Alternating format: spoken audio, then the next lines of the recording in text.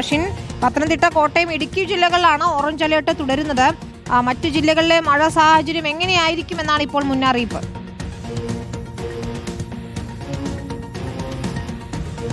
വിനിത, നിലവിൽ അറബിക്കടലിലും ബംഗാൾ ഉൾക്കടലിനും മുകളിലായി ഒരു തീവ്ര ന്യൂനമർദ്ദത്തിനുള്ള സാധ്യത കൽപ്പിക്കുന്നുണ്ട്. മാത്രമല്ല മാന്നാർ കടലിന് മുകളിലായി ചക്രവാത ചുഴിക്കുമുള്ള സാധ്യതയുണ്ട്. ഇതിന്റെ എല്ലാം ഫലമായി സംസ്ഥാനത്ത് വരുന്ന 7 ദിവസം ശക്തമായ മഴയ്ക്ക് സാധ്യതയുണ്ട് എന്നൊരു മുന്നറിയിപ്പാണ് ഇപ്പോൾ കേന്ദ്ര കാലാവസ്ഥാ വകുപ്പ് നൽകിയിട്ടുള്ളത്. നിലവിൽ ഇപ്പോൾ ഇന്ന് 3 ജില്ലകളിൽ മഴ മുന്നറിയിപ്പില്ല. അത് തിരുവനന്തപുരം, കൊല്ലം, ആലപ്പുഴ, ഈ 3 ജില്ലകൾക്ക് മാത്രമാണ് മഴ മുന്നറിയിപ്പില്ലാത്തത്. ബാക്കി 11 ജില്ലകൾക്കും മഴ മുന്നറിയിപ്പ് നൽകിയിട്ടുണ്ട്. അതിൽ 3 ജില്ലകൾക്ക് ഓറഞ്ച് അലേർട്ടാണ് നൽകിയിട്ടുള്ളത്. നേരത്തെ വിനീത സൂചിപ്പിച്ചതുപോലെ പത്തനംതിട്ട, കോട്ടയം, ഇടുക്കി ജില്ലകൾക്കാണ് നിലവിൽ ഇപ്പോൾ ഓറഞ്ച് അലേർട്ട് പ്രഖ്യാപിച്ചിട്ടുള്ളത്. അവിടെ അതിശക്തമായ അതിതീവ്രമായ മഴയ്ക്ക് സാധ്യതയുണ്ട് എന്നൊരു മുന്നറിയിപ്പ് തന്നെയാണ്. ഒറ്റപ്പെട്ടയിടങ്ങളിൽ അതിശക്തമായ മഴയ്ക്ക് സാധ്യതയുണ്ട്. മാത്രമല്ല ഈ മഴയോടൊപ്പം അതിശക്തമായ കാറ്റിനും ഇടിമിന്നലിനുമുള്ള സാധ്യതയുണ്ട്. ബാക്കി മുഴുവൻ ജില്ലകളിലും യെല്ലോ അലേർട്ടാണ്. വരുന്ന 7 ദിവസം എന്തായാലും സംസ്ഥാനത്ത് ശക്തമായ മഴ തുടരുമെന്നൊരു മുന്നറിയിപ്പ് തന്നെയാണ് നിലവിൽ ഇപ്പോൾ കാലാവസ്ഥാ വകുപ്പ് നൽകിയിട്ടുള്ളത്.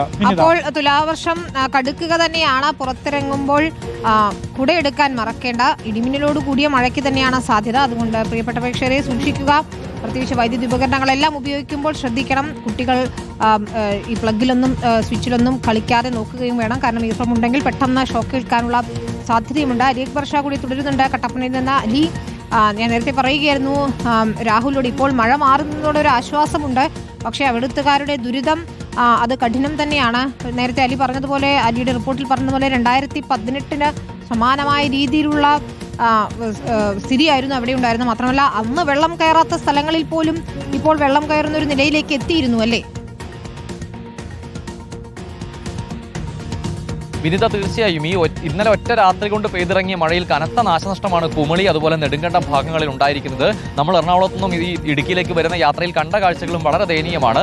ഈ നേരത്തെ കണ്ട ആ സ്ഥലം, അതായത് 2 പഞ്ചായത്തുകളെ ബന്ധിപ്പിക്കുന്ന ഒരു പാലമായിരുന്നു. 2018 പ്രളയത്തിൽ തകർന്നുപോയ പാലം പിന്നീട് പുനർനിർമ്മിച്ചതാണ്. നെടുങ്കണ്ടം ഭാഗത്തുകൂടി പഞ്ചായത്തുകളെ ബന്ധിപ്പിക്കുന്ന പാലമാണ്. അത് തകർന്നുപോയി. 2 പഞ്ചായത്തുകൾ ഇപ്പോൾ 2 ദിക്കിലേക്ക് ബന്ധപ്പെടാൻ സാധിക്കാത്ത നിലയിലേക്ക് മാറിയിരിക്കുന്നു. അതുപോലെ നമ്മൾ വരുന്ന വഴിയിൽ ഒരാൾ പൊക്കത്തിൽ വെള്ളക്കെട്ടുകൾ രൂപപ്പെട്ടിരിക്കുകയായിരുന്നു. ഇന്നലെ രാത്രിയിൽ ഈ കനത്ത മഴയുണ്ടാകുന്നു. പുലർച്ചയോടുകൂടി കല്ലാർ ഡാം കരകവിഞ്ഞൊഴുകുന്ന സമയത്താണ് ഈ ഡാം തുറക്കേണ്ട സാഹചര്യം വന്നത്. പുലർച്ചെ ആയതുകൊണ്ട് കൃത്യമായ മുന്നറിയിപ്പ് നൽകാൻ സാധിച്ചില്ല എന്നതാണ് ഏറ്റവും പ്രധാനപ്പെട്ട കാര്യം. അതുകൊണ്ട് തന്നെ ആരും വീടുകളിൽ നിന്ന് മാറിയിരുന്നില്ല.